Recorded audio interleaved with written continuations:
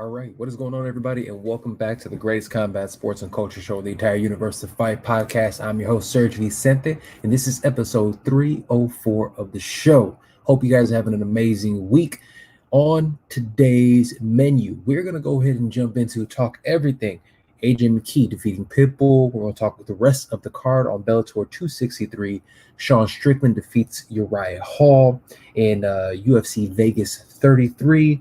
We'll talk about major fight announcements, UFC 265 preview, and so much more in this episode. Hope you guys have had a phenomenal week. I know we're a little later on doing this. We had a couple guests that we wanted to come on, scheduling issues and stuff, but hey, it's all good. We're going to get those people on. We have some special guests coming up in the next few weeks, so I cannot wait to have you guys come on the show or to hear about those and stuff. So we'll be talking about that really soon, and I can't wait to have those guests come on the show for you guys. It's going to be huge.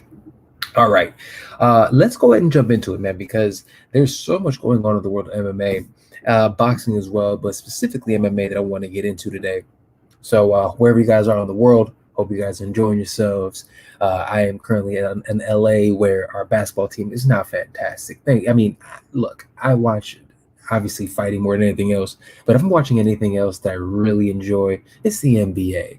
And the fact that not only did the Lakers get better, that the Bulls, my home team, my Chicago Bulls got better. Signed Lonzo, signed DeMar DeRozan, got Alex Caruso. Fam, I'm loving it. So it's all good basketball. As a basketball fan, the Lakers got Melo. It's just dope shit all around. So I can't wait to talk about that and more. Also this week, which was super dope, was the versus battles. And I know we talk about the versus battles on here from time to time, but this weekend was special. It was super special, and that was the Locks versus Dipset. So look, I grew up in the 80s. I'm an 80s baby. I grew up obviously in the golden era of hip hop. So Dipset, the Locks for me were two of my all-time favorites. Now, what I will say about this is, for me, that was difficult because listening to everybody, you see Styles P and Jim Jones going back and forth on social media for the last few months. And then you saw the promos at Madison Square Garden. So this versus battle was at Madison Square Garden. Dude, watching it, the feeling in the building, okay? The feeling in Madison Square Garden, it felt old school. It felt like I was back in high school. It felt like it was one of those times that I wanted to be outside. And it was so very dope to watch. They went out there and put on an absolute show. Hip hop won, granted. If anybody actually won, it was the Locks and Jadakiss. They absolutely just washed Jimmy and Cameron and all those boys. They didn't know what hit them. I mean, Jadakiss has absolutely jumped into my top 5 of all time through these last couple of versus battles he's had, because you just forget the verses and the songs and the classics and the Grammys that this man has. So salute to Jadakiss, man. Salute to Styles P. Salute to all the boys in the Locks, and salute to Dipset. Amazing performance by everybody. A lot of fun, man. So that's what I was doing this weekend. But also this weekend, we were watching Bellator 263, and we were watching the culmination of the end of the featherweight Grand Prix. And we've been talking about the differences in MMA in terms of the talent level in all these organizations. Bellator has done always a phenomenal job with these tournaments and the way they do it, and really drum up a lot of interest. Not only have they drummed up a lot of interest with these, one thing that they really have done with these matchups is that they have built their own. They've really... But yeah, we all know they have like all the old guys, right? You got, everybody when they get old, they come over to Bellator from the UFC or they go to PFL. But one thing that the Bellator, I would say, does better than the UFC is they have homegrown talent. And one of those homegrown pieces of talent is AJ McKee. AJ McKee, for a lot of people, was the dark horse in this tournament, because in this tournament also was the best fighter in Bellator history. We're talking about Fieri Pitbull, okay? We're talking about Pitbull Fieri, should I say. He was a champion. He's the current lightweight champion. He's beaten some of the best fighters in the world. He's run through. I mean, Michael Chandler at 55. The fights that he's had at 45 with some of the epic battles that he's had back and forth. The dude is just incredible, and he's truly the greatest fighter in Bellator history. So the fight between AJ McKee and Pitbull Fieri was very much so. Is it the future, or should I say the past versus the past and present versus the future, or is it the present versus the future? So what is it? What were we really looking at in this matchup? And dude, AJ McKee is not only the future in Bellator, he is the present.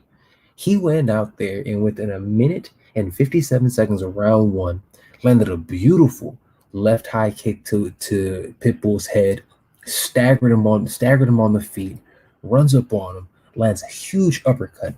Pitbull ends up dropping. AJ McKee throws his hands up, thinking the fight's done. Pitbull, still being the warrior that he is, wasn't totally out. He stands up. AJ jumps him, throws on a big-time guillotine, and puts Pitbull to sleep. There wasn't a lot of shit talk or, reservations on the side of Pitbull and his team. But so he goes out there, AJ McKee goes out there, dominates, gets a huge win, and salute to him. So he gets a technical sub, a guillotine of Pitbull Fieri. And now let me read this for you guys. And this is who, honestly, AJ McKee has beaten in his career, because the question is this now. Is AJ McKee the best, not only featherweight in the world, but is he also the greatest of all time in Bellator history? I'm not going to give him quite that, even though he's also, look at this. He's beaten Pitbull, who he just defeated in a minute and a half. He finished Darrion Caldwell, former featherweight champion. He beat Derek Campos, super beast, monster. Georgie and Pat Curran. Pat Curran is another former Bellator champion. This guy is going out there and destroy these people and finish them, not just in like long, drawn-out fights. He is destroying them. So it really brings out a question is, can AJ McKee be the best fighter and the best featherweight in the world? And with that being said, this is what he actually had to say about it. I've pretty much been saying it, now people are seeing it, people are believing it. I am the best 145-pounder in the world. Whether Talk that it's talk. UFC, 1FC, PFL, I don't care who it is. I got $1 million cash in my bank. I'm willing to put that up against anybody else. I'm sure Showtime, Bellator, they'll match it. Let's do some super fights. Let's get some big stuff going. Let's change this sport like I've been saying. We can do it. Unify these belts. Who would you say would be the biggest challenge for you? Max Holloway, Brian Ortega, or Alex Volkanovski? I would say Max Holloway. That was always my dream fight. Super fight as a kid. I've watched him just pick apart people. But at the end of the day, like I said, I'm the best 145-pounder in the world. The world. I don't care who it is. I'm gonna show up. He don't care who it is. I love it, man. I love it. I love that energy. I love the confidence. That is a man who understands how good he is. He is well coached. And here's the thing that I have to say about AJ McKee. He is good everywhere. There's not a single place where he's not good. He goes out there and absolutely dominates. What do you think? What do you want him to do? Do you want him to outstrike you and knock you out? He did that against the biggest striker in all of Bellator. Do you want him to submit you and be on the ground? He submitted one of the greatest grapplers in Bellator history off of his back in Darrion Caldwell. The dude is an absolute monster. So here's the question. Can he actually beat Volkanovski, Max Holloway? I don't know. I think he really is a terrible matchup for Alexander Volkanovski because of his sheer size and length. Volkanovski is a dog, and I'm not taking anything away from him, but I do believe that it is a bad stylistic matchup, and that is why I will give AJ McKee the edge on him and honestly everybody in the UFC, aside from probably a Max Holloway, because Max's length, I think stylistically, it's a much better matchup. But at this point in time, I'll be honest with you, it is hard for me not to say that AJ McKee is the best featherweight in the world. I'm going to say it one more time for you guys. I believe that AJ McKee is the best featherweight in the world. So it really brings to question my next one. Is AJ McKee's performance and the way he has run through 145 pounds featherweight for Bellator, is it as impressive or more impressive than what Conor McGregor did in 2015 at featherweight? Let's go ahead and look at the comparisons of who we ran through. Conor McGregor in 2015, leading up to it, beat Max Holloway, Diego Brandao, Dustin Poirier, Dennis Seaver, Chad Mendes, Jose Aldo. Okay, that is a murderer's row of people, and that's why Conor McGregor was and is as big as he is. He did it when he was coming up. He was defeating everybody. Now, did he catch some of those people like Max Holloway, like Dustin Poirier before they hit their prime? Yes, but does that take anything away from what he did in the sport? Absolutely not. Now, look at it on the other hand. We have, AJ McKee, Pitbull, Darian Caldwell, Derek Campos. Those 3 fights leading up to the winning the title is extremely, extremely, extremely similar. I would say, look, Jose Aldo was known as the greatest featherweight of all time. Pitbull is known as Bellator's greatest featherweight of all time. Before that, Darian Caldwell, former champion, a guy who is known to be one of the best in the world. Chad Mendes for Conor McGregor, known to be one of the best guys in the world for that interim title. Dennis Seaver, a tough fucking journeyman. Derek Campos, a tough fucking journeyman. So when you look at it, their resumes really mirror each other at that point in time. But if they fought each other in prime for prime, I will absolutely go with AJ McKee. And the reason I say that is this: AJ McKee is good everywhere. He has no holes in his game. He can grapple you. He can grapple from the top. He can grapple from the bottom. He can outstrike you. He can outthink you. He is an overall better fighter than Conor McGregor ever was. And I will stand on that statement. So yes, AJ McKee is better and can and absolutely should be. Again, can and absolutely should be the next major superstar in MMA. Salute to AJ McKee for what he did. Amazing performance. The rest of the Bellator 363 card was entertaining. It was definitely better than the UFC Vegas 33.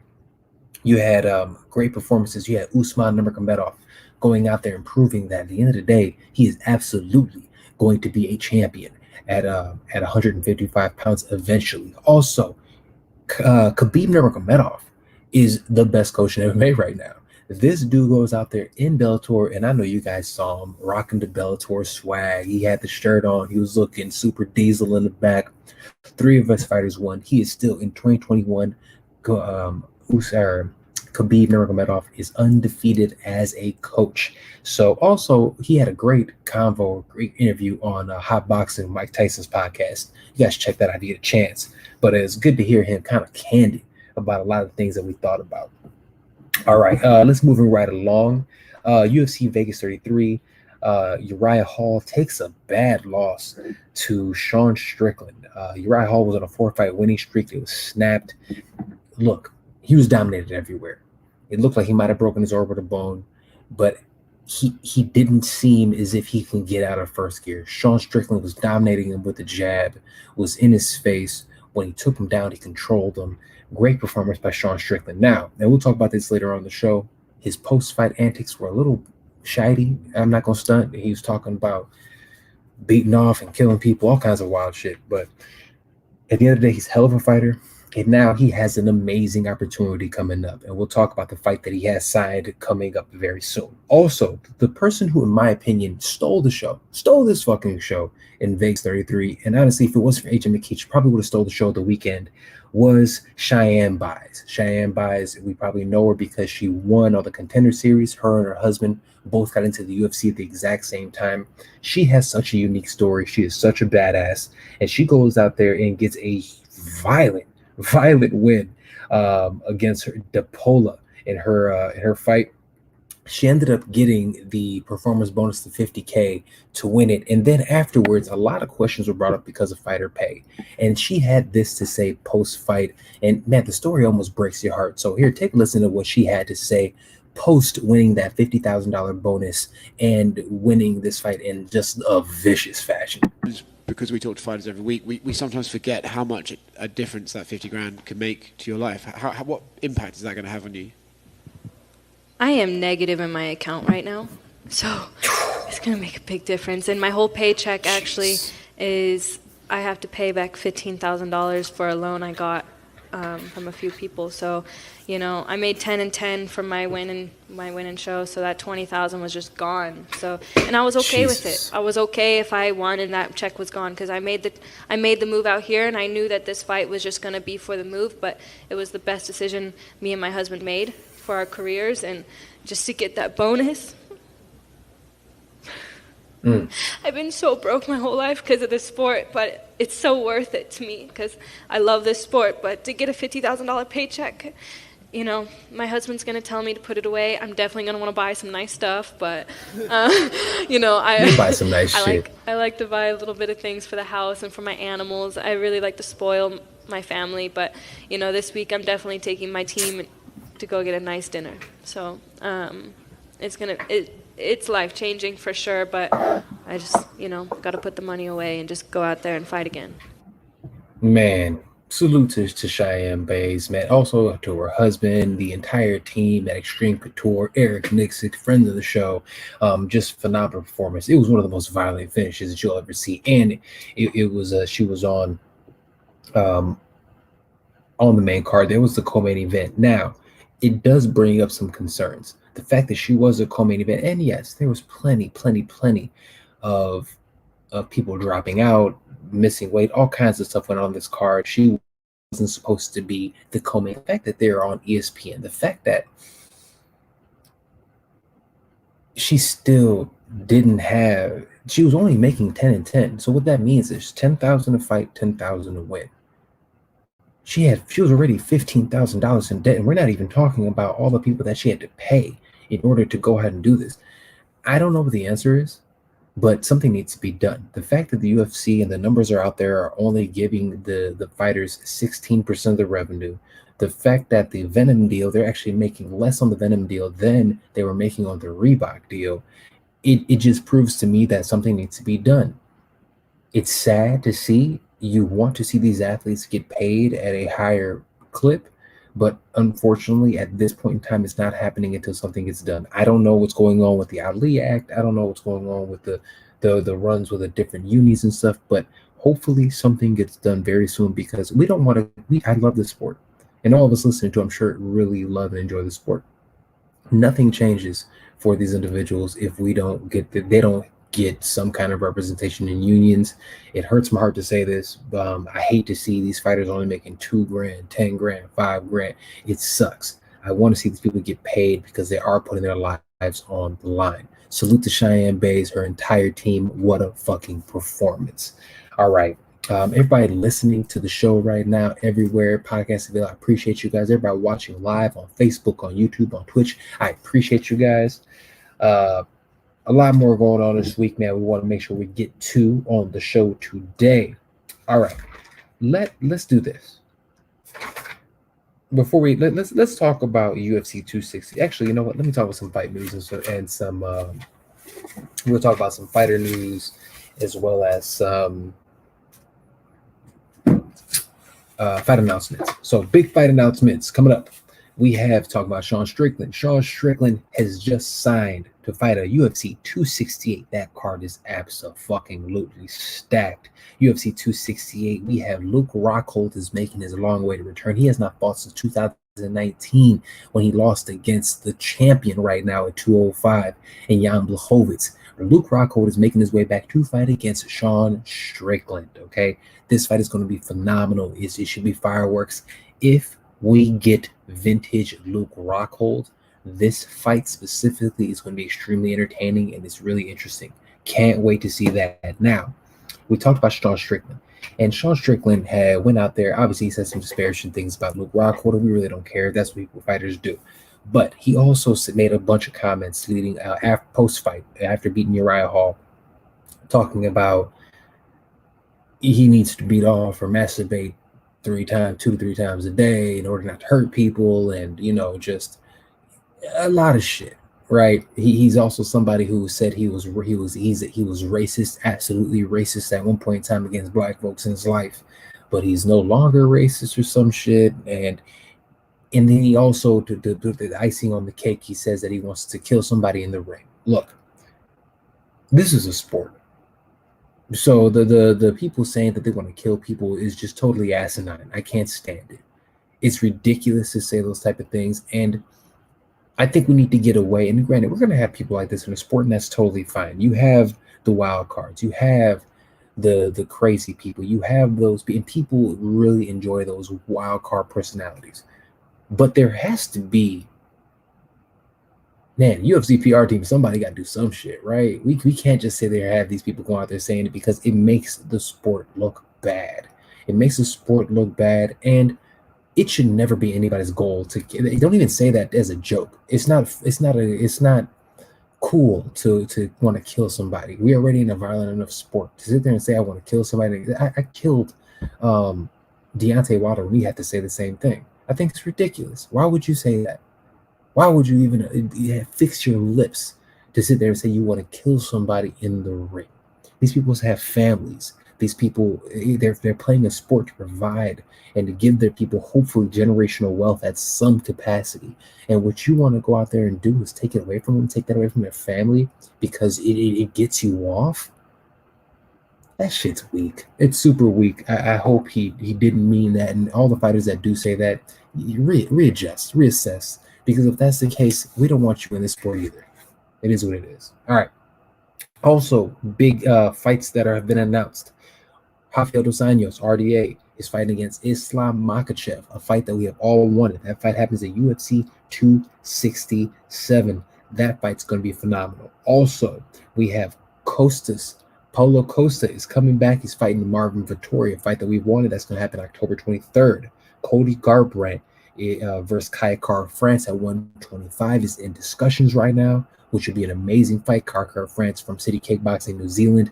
Tough fucking dude, big power. It would be an amazing and technical fight between him and Cody Garbrandt. I love that matchup. And last, but certainly not least, Joanne Calderwood versus Alexa Grasso. Two fighters that I absolutely love. Don't want to see either of them lose, but we'll see what ends up happening and which one of those two move forward. Also, big news. We have Chad Money Mendez. Chad Mendez cites a multi-fight deal. Chad Mendez, the former title contender, title challenger at featherweight in the UFC, Team Alpha Male Protege. He was at the Joe Rogan Experience yesterday. He had shows that'll be Wednesday, the 4th of August or whatever. He said that he wants to go out there. He is actually competing in Bare Knuckle FC. He is out of retirement. So that's going to be interesting. Whoever's going to be the first one to fight him, I feel bad for you because that little dude can crack. All right. That is the fight news for the week, little fight announcements and stuff. And let me jump into this so we can get out of here real quick for you guys. Thank you all for joining us today and watching live the Fight Podcast. This weekend, we have a big card. We have UFC 265. We have, for the interim title in Houston, we have Houston's own Derek Lewis, the number 2 heavyweight in the world, fighting the number 3 heavyweight in the world, Cyril Gane. This is going to be a really interesting fight. Gane is 9-0, 13-0 in kickboxing, and 9-0 in 9-0 MMA. MMA, 3 knockouts, 3 submissions. This dude is an absolute killer. Also on this card, we have Jose Aldo facing Pedro Munoz. We have Michael Chiesa fighting Vicente Luque in a welterweight showdown that honestly has title implications. We have Tisha Torres versus facing Angela Hill, which has 115-pound title implications, as well as Song Yadong versus Casey Kinney at featherweight. Great card, a lot of fun. I cannot wait for this one. And honestly, if you're in Europe, I think this motherfucker's free for you guys. So enjoy that. Who do I think is going to win this fight? Look, man, I love Derek Lewis. I think Derek Lewis has big power. And if you're a betting man, put your money on Derek Lewis. He's the underdog. I understand putting the money on him, even though he's a higher ranked guy. I think Cyril Gane is going to win. I think he is just too well-rounded.